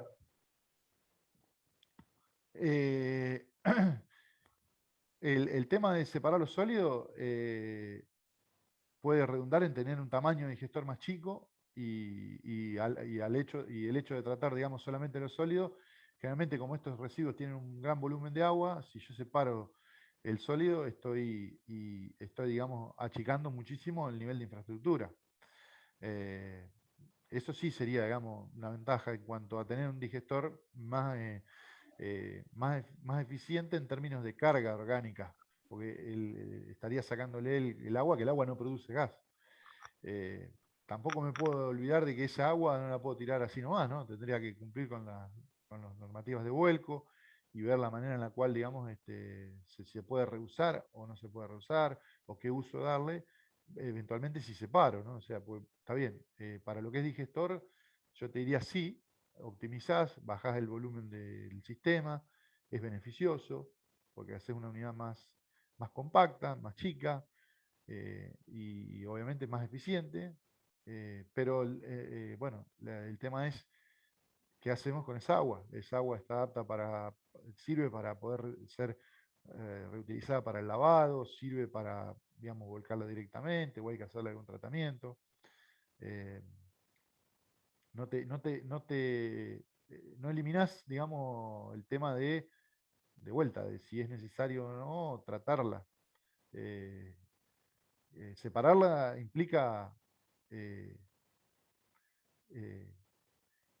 netamente quedarte con la materia orgánica sólida y mejorar la unidad del sistema más chica, pero no te elimina el problema de qué hago con eso, digamos. O sea, ya está, ya me saqué el problema. No, tendríamos que ver digamos, qué es lo que habría que hacer en cada caso. O sea, si es digamos, que está bien o no, si se diluyó a un nivel, digamos, si es digamos, el tóxico está en qué niveles, si hay que hacerle algún tipo de tratamiento para eliminar ese tóxico, dependiendo cuál sea. Por lo general no hay graves problemas, o sea, generalmente son detergentes biodegradables, generalmente, digamos, la lavandina tampoco es una cosa, una barbaridad, y no creo, digamos, que haya tanto problema en cuanto a un tambo. Por ahí en otras cosas puede sí que sea un problema, pero por lo general un tambo no debería haber problema. Marian, Escúchame, son las 10, no sé cuánto te queda a vos de presentación, pero si te parece, por ahí avanzamos un poquito más con el aprovechamiento del biogás y lo que tengas para mostrarnos, ¿eh? Bueno, sí, sí. El aprovechamiento del biogás, bueno, estos son ejemplos concretos de artefactos adaptados a gas, ¿no? Hornallas a biogás, quemadores de pantallas de cerdo, lámparas de iluminación, calefón o termotanque. Acá tenemos una heladera de ciclo de absorción a biogás, motores generadores eléctricos, ordeñadoras, picadoras, o sea, de uso mecánico. Para lo que es, digamos, acá tenemos, esto es un desarrollo de Perú, el primer tractor que funciona a biometano. Y también hay un secador, el verde, y ese es como si fuese algo más pequeño, digamos, que es como si fuese una cortadora. Son desarrollos de Perú. Yendo a lo que es los modelos, ¿no? O sea, ¿cuál es el espectro de sistemas? Bueno, hay un amplio espectro. Tenemos escalas domésticas de 20 metros cúbicos, escalas productivas de 20 a 500 metros cúbicos, escalas industrial mayor o sea, hay hasta inclusive 50.000 metros cúbicos. Tecnología sofisticada, bueno, la tecnología puede ser sofisticada, puede ser un mix entre apropiada y sofisticada, puede ser de bajo costo o digamos sistemas sin calefacción ni mezcla, o sea, tecnología desde la más básica a la intermedia, a la más sofisticada. Puede ser digestión seca, que puede trabajar hasta más de 20% de materia seca. Digestión húmeda, que puede menos de 20%. Puede ser de carga orgánica alta, baja. Yo lo distingo, digamos, me gusta distinguirlo de esta manera, como de estómago o de intestino, ¿no? Que son los de mezcla perfecta, los tanques agitados, digamos, que serían como un estómago, y estos del tipo tubular unido, que serían como un intestino, ¿no? Después hay sistemas, digamos, de tipo flujo pistón, digamos, que van pasando. Estos están mucho en Santa Fe. Lo instalaron, digamos, Eduardo Gropelli y Orlando Giampaoli. Los sistemas, digamos, de tipo USB, son sistemas tipo holandés para sustratos líquidos. Estos son plantas, digamos, de tratamientos líquidos en Nueva York, en Argentina, la de San Fernando. O sea, ahí tenemos ahí está, digamos, toda la planta. Esto ya lo mencioné. Fíjense ahí las producciones, digamos, de pecuarias, se concentran, digamos, los residuos están concentrados en la región pampeana y tenemos un potencial, tanto en lo que es feedlot, porcinos y tambos, de alrededor de 360.000 toneladas equivalentes de petróleo. Y fíjense que el problema, acá hay un estudio que hizo el INTA, donde actualiza el mapa de fertilidad del suelo, y es lapidario. La caída en la materia orgánica llega hasta, en algunos casos, hasta el 50%. ¿Qué quiero decir con esto? Que donde está el problema de residuos, también está el problema de fertilidad de los suelos y de materia orgánica. Entonces, a través de eliminar el problema de los residuos, también mejoramos la fertilidad en la misma zona, fíjense. O sea, esto también es un dato importante. Pero ¿cómo estamos a nivel de Argentina con las plantas? Bueno, se hizo un relevamiento en 2016. ¿Y qué se encontró? Que había solamente 105 plantas, de las cuales se relevaron 60. De esas 60 se descubrieron falencias operativas, falencias tecnológicas, desconocimiento de eficiencia de planta, casos no exitosos, o sea, un sistema de digestión anaeróbica totalmente desarticulado, totalmente débil, siendo que tenemos un potencial de 360.000 toneladas equivalentes solamente de las principales producciones pecuarias. O sea, descontando frigoríficos, descontando, digamos, todo el resto de biomasa que puede ser tratada, como lo que es la basura orgánica, los efluentes cloacales, simplemente, digamos, todo el resto, digamos, de residuos agroindustriales que también podrían ingresar en esta consideración. Entonces, ¿cómo vemos hoy? Hay pocos casos aún, por necesidad ambiental, sobre todo en pequeña y mediana escala. Ha avanzado, sí, en lo que es gran escala, a través de la política de renovar, pero sí en lo que es pequeña y mediana escala todavía hay un déficit y un sistema tecnológico deficiente. Sigue, digamos, hay todavía inexistencia de políticas públicas, o diría falta de políticas públicas, no hay control de parámetros ni instalaciones, hay lo que decía, un sector y una desarticulación del sistema científico, tecnológico, académico y normativo. Es decir, está totalmente desarticulado el sistema tecnológico. Uno esperaría que esto realmente avance, haya digestores en cada establecimiento pecuario intensivo y semi-intensivo, industriales, con residuos orgánicos en toda alternativa de producción agrícola, que haya los recursos humanos, la viabilidad técnica y económica, los sistemas de digestores eficaces y eficientes, las regulaciones energéticas ambientales y de instalaciones eficaces. Y bueno, no sé cómo estamos de tiempo, Nacho. Marian, estamos un poquito pasados. No sé qué te queda por presentar, imagino yo. Claro, la experiencia, digamos, voy a pasar muy Individuales, rápidamente para iniciativas. mostrar que, muy rápido, que para mostrar, Vale. digamos, que cómo hacemos entonces. Tenemos un sistema, digamos, nosotros en Argentina muy desarticulado, como les decía. Lo planteamos en forma individual, que cada productor busque su proveedor. No, claramente no. Entonces, eso llevaría años y demás. Entonces hay que hacer un planteo de un programa de desarrollo, integración del sistema de ciencia y técnica, análisis de tecnología y proveedores, biodigestores, cogeneración. Entonces, Che, yo Marian, escuchá, ahí acá Ariel recién hizo un comentario y no quería hacerlo todo. Bueno, está comiendo una torta negra, pues, está bien, estamos con eso acá. Pero no, él decía un poco esto, ¿no? Y bueno, ¿por qué no funciona, digamos, acá?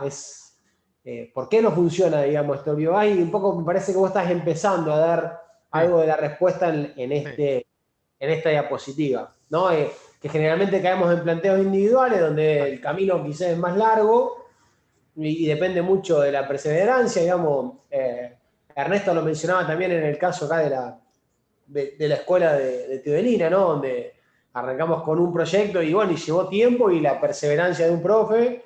Claro, Bueno, lo tenemos a Alejandro también acá, Mariano, que vos lo conocés, de la escuela de sí, Runciman. sí, sí. Digamos, también es un proceso donde el planteo individual quizás lleva tiempo y depende de la perseverancia, pero no en todos los casos nos encontramos con actores que están involucrados y tienen la iniciativa de seguir para No, adelante. no, Creo que no, un no. poco la pregunta que hacía Ariel va un poco a la respuesta. ¿No? Sí, a ver, yo te lo respondería de múltiples maneras eso, pero hay muchos factores, pero para, para puntualizar en algunos, digamos, todos los países que han tenido eso han tenido un programa nacional de biogás. Nosotros no tenemos un programa nacional. Todos los países que han tenido éxito tienen un centro de investigación que impacta en los diferentes territorios, como el caso de China, por ejemplo, que tiene el Centro de Biogás de China. Brasil tiene el Centro Internacional de Biogás de Brasil. Nosotros no tenemos un Centro Internacional de Biogás. Perdón, no tenemos un centro de investigación en biogás que nuclee todas las demandas y podamos atender a las demandas. Eh, por eso digo que el sistema científico académico, universidades, INTA y actores públicos están este, totalmente desarticulados y entonces, bueno, la realidad es que está la demanda, está el problema y los únicos que han accedido son aquellos que han tenido perseverancia o que han hecho un camino muy espinoso y arduo y no, eso no es robusto y para poder que esto crezca y demás, tiene que haber un programa de desarrollo, tiene que haber una articulación entre los distintos actores, digamos, del sector científico académico, tiene que haber normativas, tiene que haber regulaciones, tiene que haber proveedores confiables, tiene que haber productos, digamos, confiables, certificados, como el caso que he visto, digamos, en China. Hoy en día hay desconocimiento de la tecnología, lo evidenció el reglamento que se hizo en 2016. Pocos casos, los casos que no están andando bien, en muchos casos mal hechos, mal continuados, no hay datos. Para que se den una idea, no tenemos datos de un modelo de biodigestor, que hay un montón, como les mostré, de pequeña y mediana escala en el país. No hay datos de unidades funcionando a ese nivel. No hay productos certificados, no hay proveedores aún confiables, todo muy precario, todavía un sistema que en Argentina está todavía por desarrollarse. Y es importante, por eso les digo, y esta parte va a refrendar lo que digo, porque acá van a ver los resultados que ha habido en otros contextos diferentes, diversos, de distintos países, ¿no? Por ejemplo, el caso de África. El caso de África, el proyecto que se hizo de la ONG holandesa, el programa de la ONG holandesa SNB con IVOS, que es otra ONG, que también hicieron también en Latinoamérica. Bueno, para Etiopía, Kenia, Tanzania, Uganda y Burkina Faso, para el año 2018, 320.000 personas se habían beneficiado de este programa. Más de 60.000 biodigestores instalados al 2016, más de 300.000 hectáreas de tierra fertilizada orgánicamente con un aumento del 20-30% de la producción agrícola, la creación de 90 empresas de construcción de biogás y 4.200 puestos de trabajo, 38.000 mujeres ahorrando 2,5 horas diarias al dejar de recolectar leña o fregar hollín de la soya. El contexto de África es más un problema similar al que fue en China, ¿no? O sea, de resolver el problema de las familias y del acceso a la energía y de los problemas, digamos, de precariedad. Pero esto fue un programa, digamos, de mucho éxito. El caso, digamos, de Asia, bueno, acá se ve, por ejemplo, que los distintos, la cantidad, digamos, del año, la cantidad de biodigestores y abajo el porcentaje, el grado de operación. O sea, la mayoría funcionando, en algunos casos con un nivel de operación altísimo. Es decir, un sistema tecnológico robusto, repito, eficiente, que ha crecido. El caso más importante, obviamente, el de China, 40 millones de biodigestores instalados hasta 2010. 5 millones solamente en el año 2010 instalaron. En un año instalaron 5 millones. India, 4.4 millones. Pero de vuelta repito, todo esto no es de un día para otro. Y me gustaría llegar al caso de China acá, para que vean esto, cómo fue la evolución de los biodigestores familiares rurales en China, ¿no? O sea, desde la primera etapa, donde se crea el centro, digamos, de biogás de China, y hay un impulso hacia el denominado modelo chino, el desarrollo, pero bueno, había desconocimiento, crece por ese impulso, pero después se estanca en la segunda etapa, muchos años, que hay lo mismo que nos está pasando a nosotros, déficit técnico, desconocimiento de tecnología, falencia operativa. Una vez que resuelven eso, todas estas cuestiones, fíjense cómo crece exponencialmente hasta el día de hoy. ¿Y por qué baja? Porque están yéndose del área rural de China hacia los grandes conglomerados de las ciudades. Y eso entonces ha hecho que se detenga el programa de desarrollo de gestores rurales en China el año pasado. El año pasado no, en 2019. Y directamente ya no se continúa. Pero esto, a partir de abordar todo el sistema tecnológico, entendiéndose como la articulación del sector científico académico, como la normativa, como digamos, y regulaciones, como los proveedores confiables, como los sistemas de asistencia técnica y de productos certificados. Bueno, todo eso hace que el sistema haya, digamos, crecido y con un nivel de operación altísimo hasta llegar a un crecimiento sostenido exponencial. Y distintos modelos, obviamente, modelos y en distintas regiones, adaptados a distintas regiones, desde el norte de China a las, digamos, regiones, digamos, más áridas y más húmedas también, ¿no? Bolivia tiene un centro de investigación de biodigestores, tiene más de 1.000 biodigestores instalados digamos, como los que ven ahí, el programa de la GTZ de Alemania, y ha hecho digestores que adaptados al altiplano boliviano y peruano. Pero Bolivia tiene un centro de investigación de biodigestores, donde se hace optimización de procesos, codigestión de estiércoles, biodigestores para saneamiento, aplicación de biodigeridos en cultivo. El programa de Uruguay, el programa de digestores para efluentes de tambo. Esto es una experiencia muy puntual, piloto, pero muy interesante para destacar. Lo mismo que el programa de lechero de Chile, que ha hecho grandes avances en materia de biodigestores en el sur de Chile. Cuba, más de 4.000 biodigestores. Cuba tiene más de 4.000 biodigestores de distintos modelos y características. El sistema de México, digamos, que exporta a 16 países, que es el sistema Biobolsa, un sistema muy, muy, muy interesante, tiene 5 oficinas internacionales.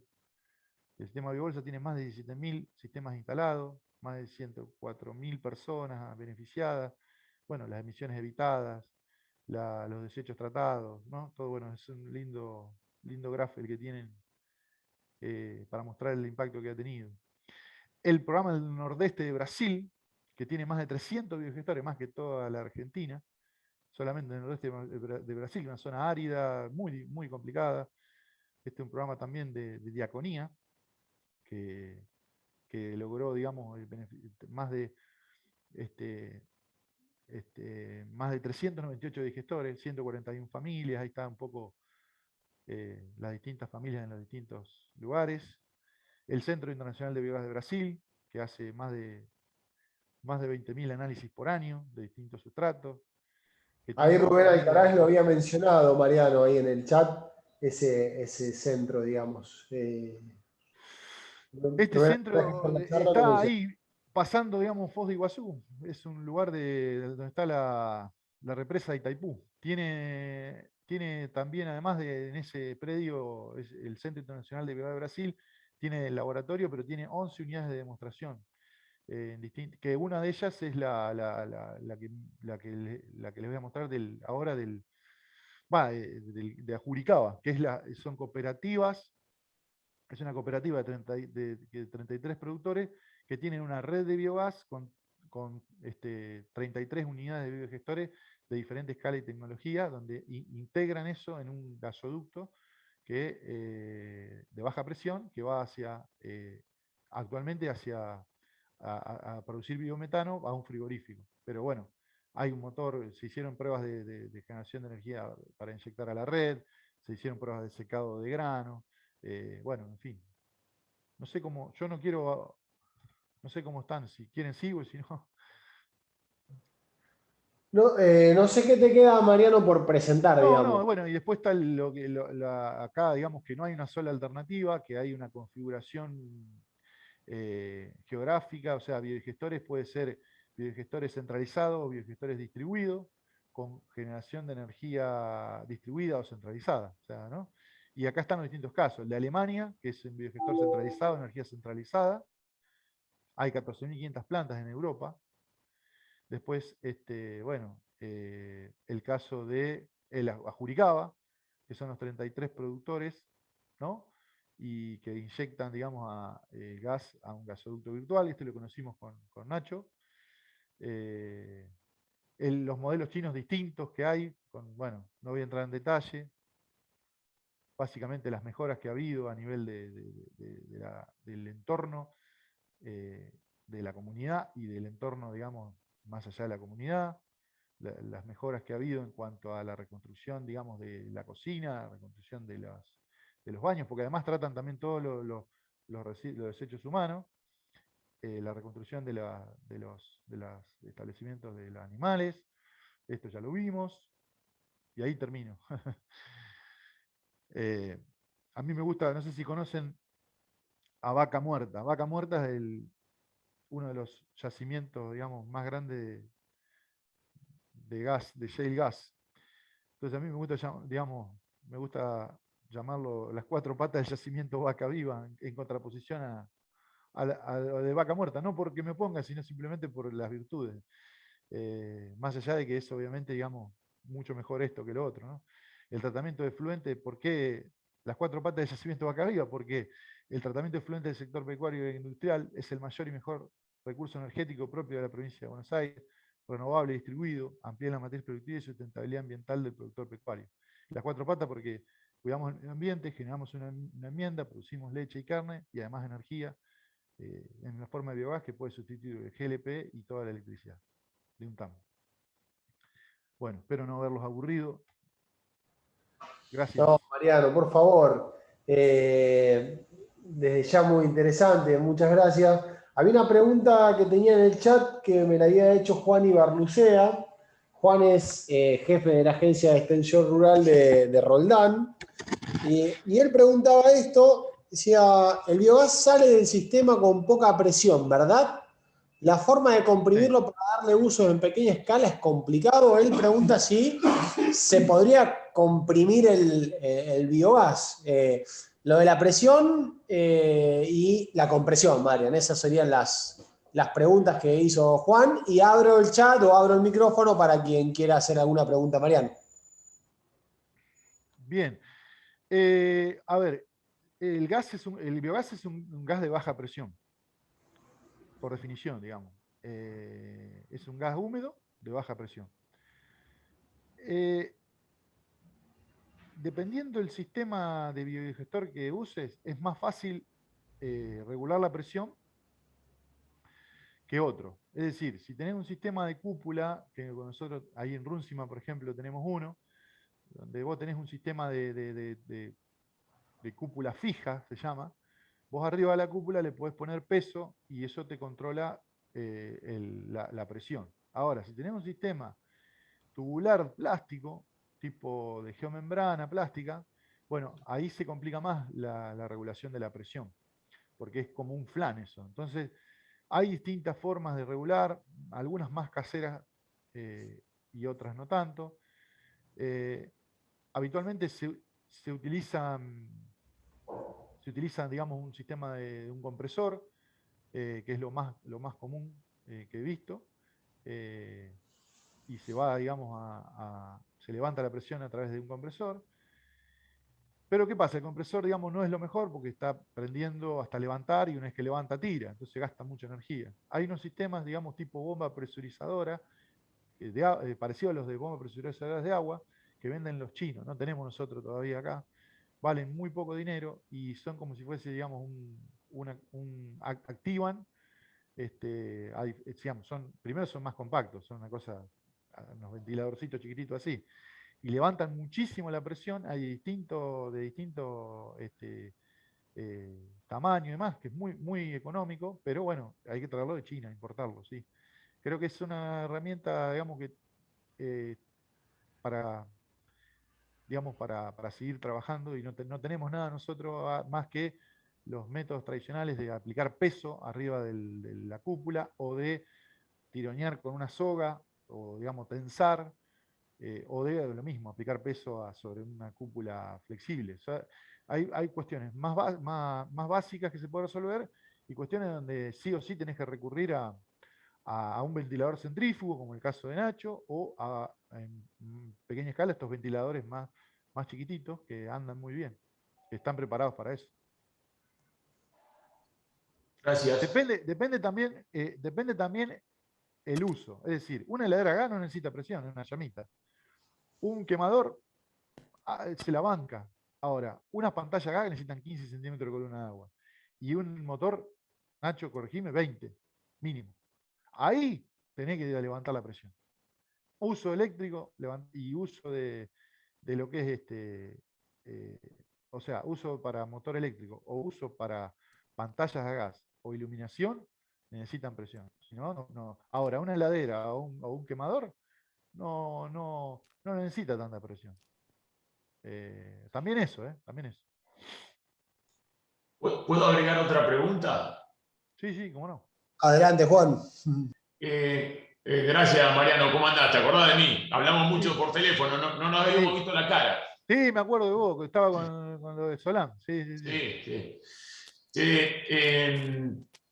No, respecto de los biodigestores en pequeña escala, yo veo que es como, tengo la impresión como que, por ejemplo, en tambos, el tratamiento de efluentes en tambos, yo veo que hay gente que ha intentado hacer cosas, pero después lo urgente lo supera sobre lo importante, y es como que queda el tratamiento de efluentes queda en un segundo plano, nunca llegan operativamente a tratarlo. Entonces es como que sospecho que es de las cosas, de los biodigestores en pequeña escala, no terminan de funcionar porque después no tienen capacidad de trabajo para gestionarlo, y interpreto que algo así pasó en el INTA Rafaela, que viste que había un biodigestor, Sí, no terminó de funcionar. Sí, a ver, sí, ha habido muchas malas experiencias, digamos, y a raíz de eso ha habido mucha mala prensa. Claro. Eso, yo pienso que ha sido eso, digamos, han sido experiencias mal implementadas, mal, digamos, con una mala planificación, digamos. De ninguna manera,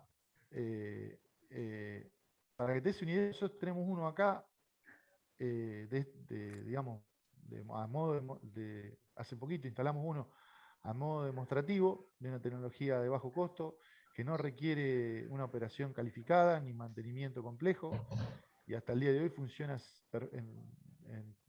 digamos, perfecto, inclusive superando la etapa invernal, que es una etapa por ahí más de frío y por ahí donde hay una merma, pero no hemos tenido problemas operativos, no, te diría que en ese caso ha pasado esto, y por eso también han tenido mucha mala prensa, y además ha habido muchos malas quizás, digamos, proveedores poco informados, poco formados, que han hecho las cosas, digamos, y mal gestionado. Entonces, bueno, el problema del tambo es el uso excesivo de agua y el desmanejo por ahí en ese sentido que se hace, que bueno, hay que cambiar la cultura en cuanto a que para que eso funcione hay que usar, digamos, restringir el uso de agua lo más posible, o quizás poner sistemas que laven con menos cantidad de agua, y propender a barrer o a empujar, o a sistemas digamos, de movimiento del estiércol, pero no con la manguera, porque si quiero mover con la manguera, digamos, gasto litros y litros y litros de agua, y todo eso es agua fría de pozo, es agua que, digamos, que después incrementa el volumen del sistema. Todo eso sí pasa en los TAM, pero respecto a la tecnología de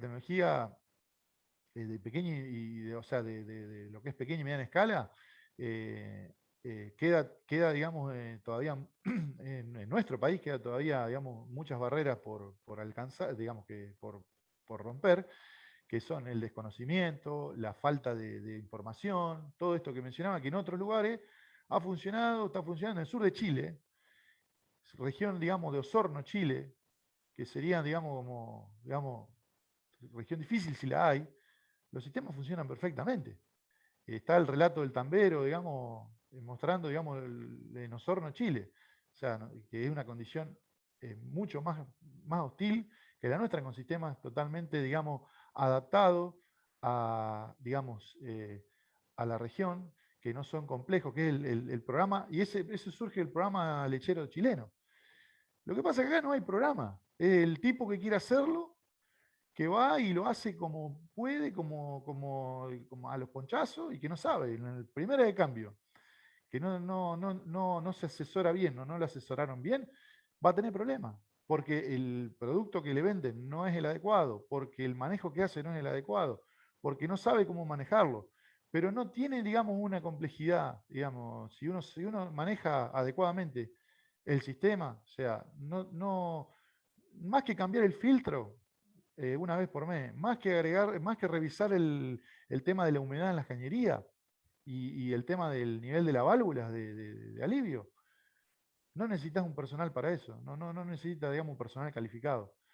Digamos, y no es una cosa absolutamente costosa, y es mentira que no anda en invierno. Todas esas cosas son todas cosas que se han ido porque se han hecho las cosas mal. No ha habido un programa de desarrollo, no ha habido un sistema tecnológico, digamos, robusto. Hoy en día, si nos llaman a hacer un desarrollo al INTA, hay que ver cuánto podemos nosotros hacer, porque no tenemos la gente, la capacidad para poder enfrentar un desafío de ese estilo. Tenemos alguna experiencia que estamos acompañando, pero no es un desarrollo, digamos. Para hacer un desarrollo hay que hacer algo, digamos, más importante. Y entonces quedan las personas que son las más interesadas o las más, por ahí, innovadoras, o las que son más así que salen de lo común. Entonces, esos son los casos que andan. No hay un sistema Mariano, robusto. Son los casos, Mariano, son las excepciones a la regla. sí. Mariano, José creo que quería hacerte una Sí, pregunta. José. José Méndez o un aporte. ¿Cómo anda, José? ¿Qué tal? ¿Tenés el micrófono apagado? Perdón. No, solamente hacer un comentario fundamentalmente sobre lo que vos estuviste hablando, Mariano, ahora lo último. Dos o tres cosas. En primer lugar, te diría que por allá por el año 2007, 2008, cuando nace el proyecto de agregado de valor en el INTA, uno de los primeros planteos que se hizo era la visión de la tendencia de los sistemas pecuarios a la intensificación. ¿Sí? Entonces, como respuesta a esa tendencia que nosotros veíamos que cada vez se aceleraba y se acelera cada vez más en la actualidad, fundamentalmente lo que es, se aceleró, y yo te diría que casi al máximo en los sistemas porcinos, y viene incrementándose la intensificación en la producción de leche, ¿tá? Fundamentalmente esos dos sistemas. Y nosotros veíamos que al intensificarse la producción, uno de los principales fusibles que saltaba era qué hacemos con los efluentes. Y me acuerdo que en aquel momento nosotros nos planteábamos, habíamos estado investigando en otras partes del mundo qué estaba sucediendo, y el tema de la biodigestión ya era una alternativa viable para estos dos sistemas, fundamentalmente porcino y tambo.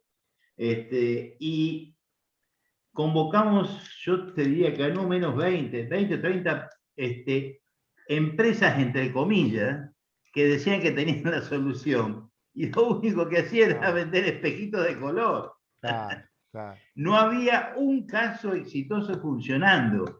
Tal es así que hasta hemos ido en aquel momento, yo creo que fue el año 2008, 2009, con algunas empresas a ver los desarrollos a nivel de sistema de mediana escala. ¿No? Y a partir de ahí se comenzó a generar, yo me acuerdo que en las reuniones nosotros planteábamos que no teníamos una oferta tecnológica como estaba sucediendo en otras partes del mundo, Brasil concretamente. Y a partir de ahí se fueron empezando a desarrollar algunas empresas en ese sentido. Siempre hablando de lo que es pequeña y mediana escala. Y yo creo que eso se va a terminar acelerando en algún momento, porque los que van a mandar o los que van a demandar este tipo de cosas son los mercados.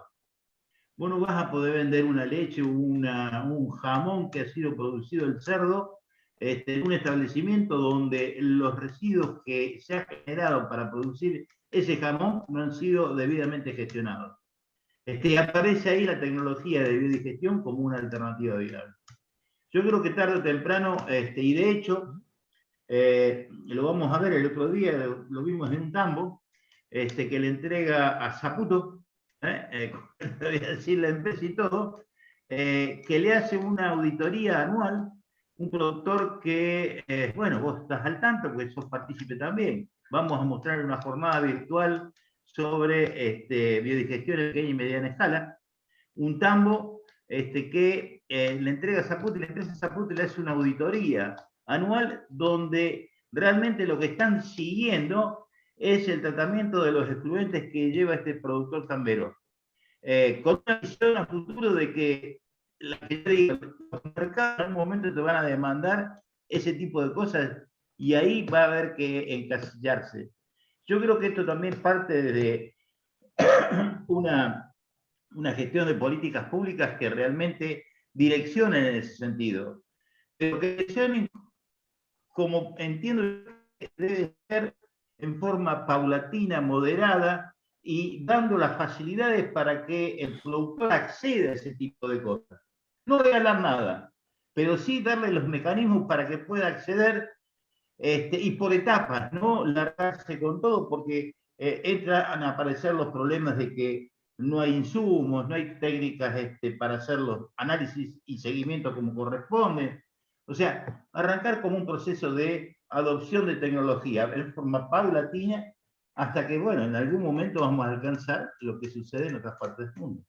Sí, sí. De todas maneras, Es solamente esto lo que quería... Sí, de todas maneras, José, yo soy muy optimista respecto de cómo está evolucionando y demás.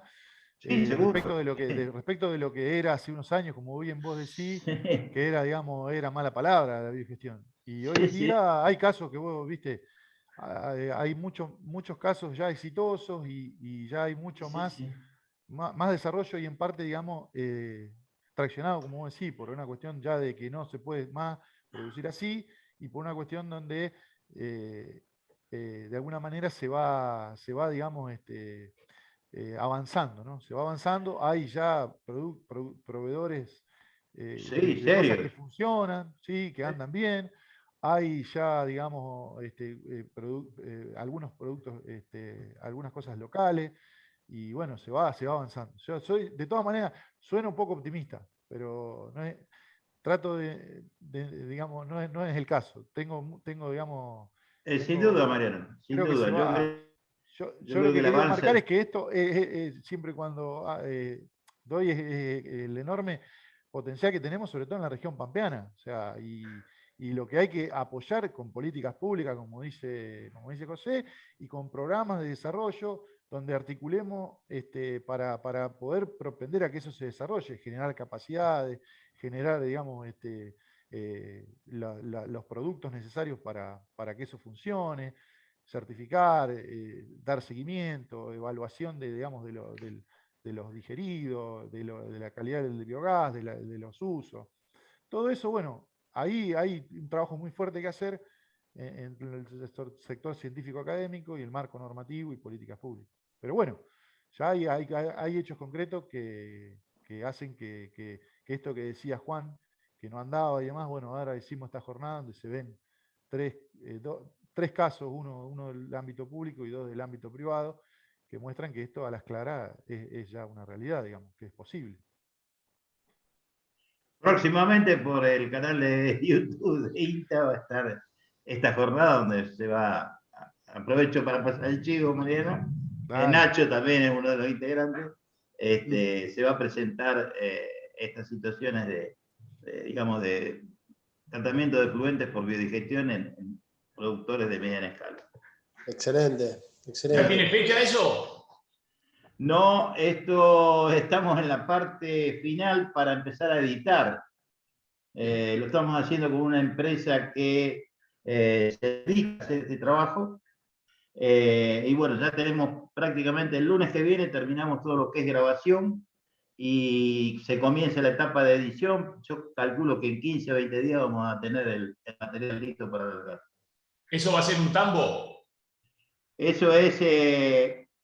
O sea, la estructura de la jornada es una primera parte donde se ve más lo teórico de lo que es la biodigestión en sus dos grandes aspectos, la energía y los digeridos, y la generación de información, cómo se genera y en dónde, y quiénes son los referentes, o por lo menos quiénes son la gente que está haciendo trabajos de investigación y experimentación en estos dos grandes grupos o dos grandes productos que se obtienen en la biodigestión, la energía y los digeridos. Y después está la presentación de dos casos, uno en cerdos y otro en tambo. Uno el de Chañar Rodeado, que está acompañando todo el desarrollo Nacho, Huerga, y el otro en Susana, que es en un tambo, que está acompañando Karina García, en una producción de tambo, que es la que yo le comentaba. Un poco la idea es ver ese tipo de dos actividades, que es tratamiento de efluentes, no son grandes biodigestores, son biodigestores para este nivel de productores. No es lo que tiene Adecuagro, por ejemplo, en Santa Fe, no es tampoco lo que puede llegar a tener Bioeléctrica en Río Cuarto. Son productores, son tratamientos de efluentes para un sistema de producción de pequeña o mediana escala. Perfecto. Bien. Gracias. Vamos a darle Bueno, manija. No sé si alguien tiene alguna pregunta para hacer, si no, lo despedimos a Mariano, despedimos a todos los que han participado. No queda otra. Bueno, acá, ¿alguien quiere hacer alguna pregunta? ¿No? Bueno, vamos a saludar a todos los que están conectados, a los que están acá en la agencia, y bueno, les agradecemos la participación. A vos, Mariano, muchas gracias. Y bueno, cualquier duda que les surja en el medio, el correo, el contacto de Mariano está. A los que se han conectado de la escuela acá de la zona, pueden llamarme, pueden venir a la agencia. Veo gente del aerotécnico, Griselda, bueno, estaba Roberto también. Así que nada, estamos en contacto y cualquier cosita nos conectamos o nos mantenemos al aula. Muchas gracias, Mariano. ¿Esto va a quedar grabado? Queda grabado, Juan. Bueno, Ricky, no sé si querés cerrar la charla. Gracias, Ignacio. No, nada, lo único que agradecerle a todos los que asistieron a la charla. Obviamente, gracias, Mariano. La verdad que fue, para mí, que conozco muy poquito biodigestor, fue muy instructivo. Yo creo que para todos fue bueno. Y bueno, sirve para ver la brecha que tenemos. Lamentablemente, es una asignatura pendiente todo lo que es el tema de efluentes, y con más razón en el tema de explotaciones pecuarias. Y bueno, habrá que meterle pila. Desde INTA, y lástima que, bueno, también el tema normativo va a tener que ayudar porque es la otra pata que nos falta. Gracias, Mariano, gracias a todos. Gracias. Muchas Bueno, que gracias. tengan un buen día a todos. Gracias y estamos en contacto. Chau, chau. Chau, chau. Chau. Chao, muchas gracias. Chau, Laura, gracias. Bueno, Ricky y Viole, gracias a los dos. Bueno, Y bueno, Era un minutito, Nachito. Ay, se fue, no lo saludamos, pero... Espérenme un... Ah, no, ahí está Mariano. No lo Gracias. veía con No, la... no fui. No se fue. Gracias, No te vayas, Mariano. Bueno. Era Muchas un gracias. chiquitito. buenísimo. No sé si quieren profundizar en algo. les paso el chivo. Ahora sí. Vos, Viole, algo sabés. Buenísimo, Marian. Muchas gracias. Capaz que el miércoles 6 a las 2 de la tarde vamos a tener la presentación del proyecto de ley de economía circular, que va a ser Laura Donet, que se fue hace un ratito de la reunión, cuando terminó. Qué bueno. Así que, Mariano, te invitamos también, obviamente. Sí, cómo no. Muchas gracias, Ricardo. Qué bueno eso. Ricky, ¿eso cuándo va a ser? Tengo la conexión medio mala a internet, justo ahora. El 6, el miércoles 6, probablemente. Sí, el miércoles 6. El link que pediste ayer, Ricky, ¿es por eso? Exactamente. Buenísimo. Tiene que confirmar todavía Laura, si puede. Listo. Después mandás el correo. Mariano, qué claro lo tuyo. Yo que soy totalmente ignorante en el tema, qué claro, para entender la lógica, yo cuando la hablé con dinámica. Ignacio le pregunté para más o menos ver, para ver si lo hacía más técnico, más general, bueno, para ver cómo encararlo, digamos. Porque bueno, hay un público que no sabe tanto, entonces bueno, más o menos la idea era que puedan llevarla todos, digamos. Que más o menos puedan llevarse la idea. Buenísimo, Mariano. Sí, muy bueno. Bueno, la vamos a bajar y la vamos a subir a YouTube, Ricky, ¿no es cierto? La subimos al YouTube de Oliveros. Sí. Y después les pasamos el link, así Ricky y Nachito, ellos después lo comparten. Mariano, seguramente te va a llegar. Bueno, buenísimo, buenísimo. Muchas gracias a ustedes. Bárbaro. Así que bueno, No, buenísimo por lo que están favor, haciendo. Bárbaro.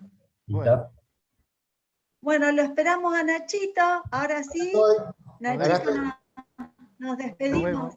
Bueno, Marian, gracias. No, por nada.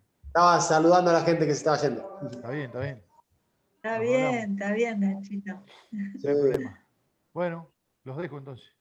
Dale, Mariano, muchas gracias. Chao, Mariano. Hasta luego. Chao. Bueno, Ricky, Nacho, nos vemos. Dale. Apenas los suba a YouTube, les mando el link. Voy a tratar de hacerlo en el día de hoy. Si no llego, lo hago a más tardar mañana. Pero se los mando. No hay problema. No hay problema. Bueno, bárbaro. Un beso Gracias, grande a los dos. Nacho. Muy bueno. Chao, chao. Bueno, gracias, nos vemos. Chau, chau. Chao, chao.